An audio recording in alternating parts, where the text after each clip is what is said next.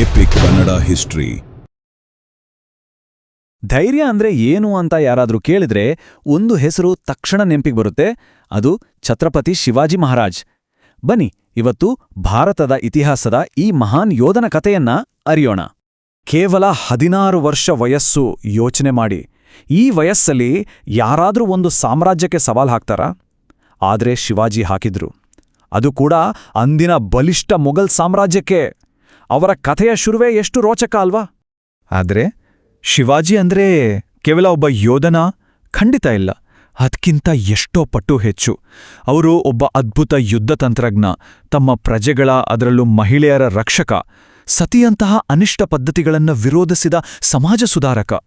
ಇವೆಲ್ಲಕ್ಕೂ ಮಿಗಿಲಾದಿ ಒಂದು ಇಡೀ ಮರಾಠ ಸಾಮ್ರಾಜ್ಯವನ್ನೇ ಕಟ್ಟಿದ ಮಹಾನ್ ಸ್ಥಾಪಕ. ಅವರ ವ್ಯಕ್ತಿತ್ವಕ್ಕೆ ಹಲವಾರು ಮುಖಗಳು. ಹಾಗಾದ್ರೆ ಬನ್ನಿ ಅವರ ಕಥೆಯನ್ನ ಮೊದಲಿನಿಂದಾನೇ ಶುರು ಮಾಡೋಣ. ಶಿವಾಜಿ ಅನ್ನೋ ಈ ಮಹಾನ್ ಶಕ್ತಿ ರೂಪುಗೊಂಡಿದ್ದು ಹೇಗೆ? ಅವರನ್ನ ಆ ಮಟ್ಟಕ್ಕೆ ಬೆಳೆಸಿದ್ದು ಯಾವುದು? ಸಮಯ 1630 ಫೆಬ್ರವರಿ 19. ಸ್ಥಳ ಪುಣೆಯ ಶಿವನೇರಿ ಕೋಟೆ. ಶಹಾಜಿ ಮತ್ತು ಜೀಜಾಬಾಯಿ ಅವರ ಮಗನಾಗಿ ಒಂದು ಮಗು ಜನಿಸ್ತೆ. ಅಲ್ಲಿನ ದೇವತೆ ಶಿವಾಯಿಯ ಹೆಸರಲ್ಲೇ ಆ ಮಗುವಿಗೆ ಶಿವಾಜಿ ಅಂತ ಹೆಸರಿಡ್ಲಾಗುತ್ತೆ. ಅಂದು ಹುಟ್ಟಿದ್ದು ಕೇವಲ ಒಂದು ಮಗುವಲ್ಲ, ಒಂದು ಇಡೀ ಇತಿಹಾಸ.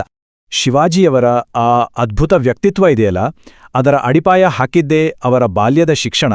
ಅವರ ಬದುಕಿನ ದಾರಿಯನ್ನು ರೂಪಿಸಿದ್ದು 4 ಜನ, ಅವರ ಪಾಲಿಗೆ 4 ಸ್ತಂಭಗಳಂತಿದ್ದ ಗುರುಗಳು. ಮೊದಲನೆಯವರು ಅವರ ತಾಯಿ ಜೀಜಾಬಾಯಿ. ಪುಟ್ಟ ಶಿವಾಜಿಯ ಮನಸ್ಸಲ್ಲಿ ಧೈರ್ಯದ ಬೀಜ ಬಿತ್ತಿದ್ದೇ ಅವರು ಹೇಳಿದ ವೀರರ ಕಚೆಗರು. ಎರಡನೆಯವರು ದಾದಾಜಿ ಕೊಂಡದೇವ್. ಅವರಿಂದ ಯುದ್ಧತಂತ್ರ, ರಾಜತಂತ್ರ ಎಲ್ಲವನ್ನೂ ಕಲಿತರು. ಮೂರನೆಯವರು ಸಂತ ತುಕಾರಾಮ್. ಸಮಾಜದಲ್ಲಿ ಎಲ್ಲರೂ ಸಮಾನರು ಅನ್ನೋ ಪಾಠವನ್ನ ಹೇಳಿಕೊಟ್ರು. ಇನ್ನು 4ನೆಯವರು ಸಮರ್ಥ ರಾಮದಾಸರು. ಇವರು ಆಧ್ಯಾತ್ಮಿಕ ಮಾರ್ಗದರ್ಶನ ನೀಡಿದ್ರು. ನೋಡಿ, ಈ 4 ಬುನಾದಿಗಳ ಮೇಲೆ ಶಿವಾಜಿ ಅನ್ನೋ ವ್ಯಕ್ತಿತ್ವದ ಸೌಧ ನಿರ್ಮಾಣವಾಯಿತು. ಅವರ ಸ್ವಾಭಿಮಾನ ಎಂಥದ್ದು ಅಂತ ಗೊತ್ತಾ? ಆಗಿನ್ನೂ ಅವರಿಗೆ 12 ವರ್ಷ ಅಷ್ಟೇ. ಅವ್ರ ತಂದೆ ಶಹಾಜಿ ಬಿಜಾಪುರ ಸುಲ್ತಾನನ್ ದರ್ಬಾರ್ಗೆ ಕರ್ಕೊಂಡು ಹೋಗಿರ್ತಾರೆ. ಎಲ್ಲರಂತೆ ತಲೆಬಾಗಿ ಸಲಾಂ ಮಾಡು ಅಂದಾಗ ಆ ಪುಟಾಣಿ ಹುಡುಗ ಏದೇ ಸಿಟ್ಟದು ನಿಂತು ಹೇಳಿದ ಮಾತಿದು, ನಾನು ಬೇರೆ ರಾಜರಿಗೆ ತಲೆ ಬಾಗಲ್ಲ. ಶಿವಾಜಿ ಅಂದ್ರೆ ಬರೀ ಯುದ್ಧ, ಕತ್ತಿವರಸೆ ಅಷ್ಟೇ ಅಲ್ಲ, ಅವರೊಬ್ಬ ಅದ್ಭುತ ಆಡಳಿತಗಾರ ಕೂಡ. ಅವರ ಆಡಳಿತ ಪ್ರಗತಿಪರವಾಗಿತ್ತು, ಎಲ್ಲರನ್ನೂ ಒಳಗೊಂಡಿತ್ತು. ಅವರ ಯುದ್ಧ ಕೌಶಲ್ಯ ಎಷ್ಟು ಗೊಪ್ಪನೋ ಅವರ ಆಡಳಿತ ನೀತಿಗಳು ಅಷ್ಟೇ ಶ್ರೇಷ್ಠ. 16 ಈ ಸಂಖ್ಯೆ ಮತ್ತೆ ಬಂತು ನೋಡಿ. ಕೇವಲ 16ನೇ ವಯಸ್ಸಿಗೆ ಶಿವಾಜಿ ತಮ್ಮ ಮೊದಲ ಕೋಟೆಯಾದ ತೋರಣವನ್ನ ಗೆದ್ಬಿಡ್ತಾರೆ. ಇದು ಮರಾಠ ಸಾಮ್ರಾಜ್ಯದ ವಿಜಯಯಾತ್ರೆಯ ಮೊದಲ ಹೆಜ್ಜೆ, ಮೊದಲ ಕಹಳೆ. ಶಿವಾಜಿಯವರ ಬತ್ತಳಿಕೆಯಲ್ಲಿದ್ದ ಅತ್ಯಂತ ಪ್ರಬಲ ಅಸ್ತ್ರ ಅಂದ್ರೆ ಇದೇ ಗೆರೆಲ್ಲಾ ಯುದ್ಧತಂತ್ರ. ಇದರ ಕಾನ್ಸೆಪ್ಟ್ ತುಂಬಾ ಸಿಂಪಲ್. ಶತ್ರು ಬಲಿಷ್ಠನಾಗಿದ್ದು ಮುಖಾಮುಖಿ ಯುದ್ಧದಲ್ಲಿ ಸೋಲು ಗ್ಯಾರಂಟಿ ಅಂತ ಗೊತ್ತಾದ್ರೆ ತಕ್ಷಣ ಅಲ್ಲಿಂದ ಮಾಯವಾಗೋದು. ಆಮೇಲೆ ಶತ್ರು ಸ್ವಲ್ಪ ಯಾಮಾರಿದಾಗ ಅವನು ಊಹಿಸಿದ ಕಡೆಯಿಂದ ಮಿಂಚಿನಂತೆ ದಾಳಿ ಮಾಡೋದು. ಡೆಕ್ಕನ್ ಪ್ರಸ್ಥಭೂಮಿಯ ಬೆಟ್ಟಗುಡ್ಡಗಳಲ್ಲಿ ಈ ತಂತ್ರ ಬೃಹತ್ ಮೊಘಲ್ ಸೈನ್ಯಕ್ಕೆ ನಡುಕ ಹುಟ್ಟಿಸಿತ್ತು. ಶಿವಾಜಿ ಆಡಳಿತದ ಬಗ್ಗೆ ಒಂದು ತಪ್ಪು ಕಲ್ಪನೆ ಇದೆ. ಅದನ್ನ ಈಗ ಸರಿ ಮಾಡಿಕೊಳ್ಳೋಣ. ಹೌದು, ಅವರದ್ದು ಹಿಂದೂ ಸ್ವರಾಜ್ಯ. ಆದರೆ ಆಡಳಿತದಲ್ಲಿ ಎಲ್ಲಾ ಧರ್ಮದವರಿಗೂ ಸ್ಥಾನಮಾನ ಇತ್ತು. ಬೇಕಿದ್ರೆ ಅವರ ಸೇನೆಯ ಪ್ರಮುಖ ಹುದ್ದೆಗಳನ್ನೇ ನೋಡಿ. ಫಿರಂಗಿ ದಳದ ಮುಖ್ಯಸ್ಥ ಹೈದರ್ ಅಲಿ, ನೌಕಾಪಡೆಯ ಮುಖ್ಯಸ್ಥ ಇಬ್ರಾಹಿಂ ಖಾನ್, ಮದ್ದುಗುಂಡು ವಿಭಾಗದ ಜವಾಬ್ದಾರಿ ಸಿದ್ದಿ ಇಬ್ರಾಹಿಂ ಅವರದ್ದು. ಇದು ಬರೀ ಎಲ್ಲರನ್ನೂ ಸೇರಿಸಿಕೊಳ್ಳೋದಲ್ಲ, ಇದು ಅವರ ನಾಯಕತ್ವದ ಮೇಲೆ ಬೇರೆ ಧರ್ಮದವರಿಗಿದ್ದ ನಂಬಿಕೆಗೂ ಸಾಕ್ಷಿ. ಮಹಿಳೆಯರ ಬಗ್ಗೆ ಅವರಿಗಿದ್ದ ಗೌರವ ಎಂಥದ್ದು ಅನ್ನೋದಕ್ಕೆ ಈ ಘಟನೆಗಿಂತ ಒಳ್ಳೆ ಉದಾಹರಣೆ ಸಿಗಲ್ಲ. ಒಮ್ಮೆ ಅವರ ಸೈನಿಕರು ಯುದ್ಧದಲ್ಲಿ ಒಬ್ಬ ಸುಂದರ ಯುವತಿಯನ್ನ ಸೆರೆ ಹಿಡಿದು ಕರ್ಕೊಂಡು ಬರ್ತಾರೆ. ಆಗ ಶಿವಾಜಿ ಆಕೆಯನ್ನ ನೋಡಿ ತಲೆಬಾಗಿ ಕೈ ಮುಗ್ದು ಹೇಳ್ತಾರೆ, ತಾಯಿ, ನಮ್ಮ ಸೈನಿಕರು ತಪ್ಪು ಮಾಡ್ಬಿಟ್ರು, ನನ್ನನ್ನು ಕ್ಷಮಿಸು. ಅಷ್ಟೇ ಅಲ್ಲ, ಆಕೆಗೆ ಸಕಲ ಗೌರವಗಳನ್ನು ಕೊಟ್ಟು ಸುರಕ್ಷಿತವಾಗಿ ಮನೆಗೆ ಕಳಿಸ್ಕೊಡ್ತಾರೆ. ಅವರ ಗಮನ ಬರೀ ಯುದ್ಧದ ಮೇಲೇ ಇರಲಿಲ್ಲ, ಸಮಾಜವನ್ನ ಸುಧಾರಿಸೋದ್ರ ಮೇಲೂ ಇತ್ತು. ಸತಿಯಂತಹ ಕ್ರೂರ ಪದ್ಧತಿಗೆ ಬ್ರೇಕ್ ಹಾಕಿದ್ರು. ರೈತರನ್ನ ಶೋಷಣೆ ಮಾಡುತ್ತಿದ್ದ ಜಮೀನ್ದಾರಿ ಪದ್ಧತಿಯನ್ನ ಕಿತ್ತೆಸೆದು ಭೂಮಿಯನ್ನ ನೇರವಾಗಿ ರೈತರಿಗೆ ಕೊಟ್ರು.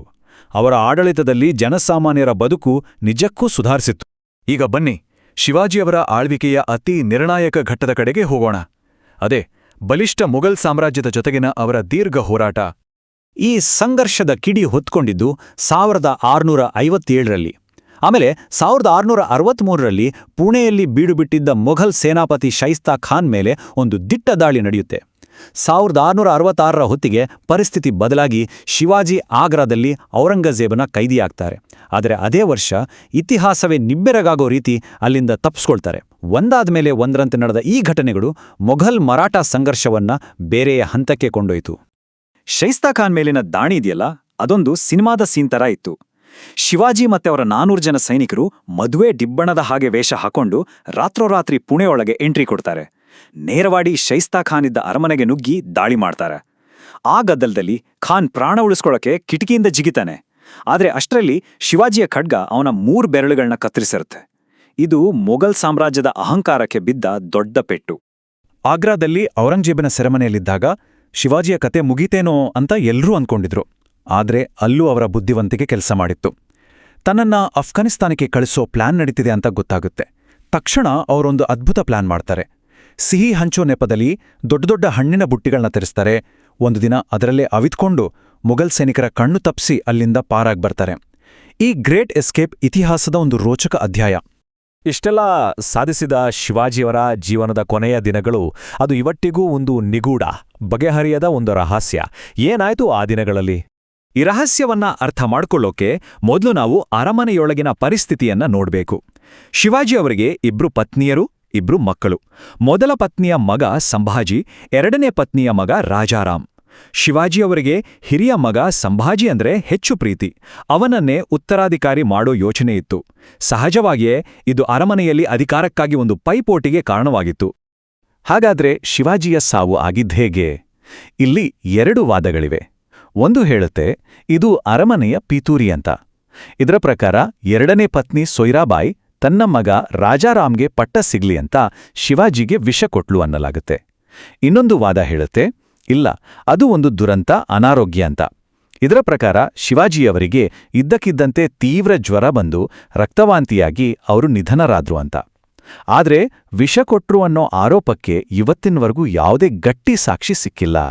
ಹಾಗಾದ್ರೆ ಆ ಮಹಾನ್ ಯೋಧನ ಸಾವು ಒಂದು ದುರಂತ ಕಾಯಿಲೆಯಿಂದ ಆಯ್ತಾ, ಅಥವಾ ಅರಮನೆಯೊಳಗಿನ ಅಧಿಕಾರದ ಆಸೆಯ ಪಿತೂರಿಯಿಂದ ಆಯ್ತಾ? ಈ ಪ್ರಶ್ನೆಗೆ ಉತ್ತರ ಇವತ್ತಿಗೂ ಚರಿತ್ರೆಯ ಪುಟಗಳಲ್ಲಿ ಒಂದು ರಹಸ್ಯವಾಗಿಯೇ ಉಳಿದಿದೆ. ಇದರ ಬಗ್ಗೆ ತಮ್ಮ ಅನಿಸಿಕೆಯೇನು?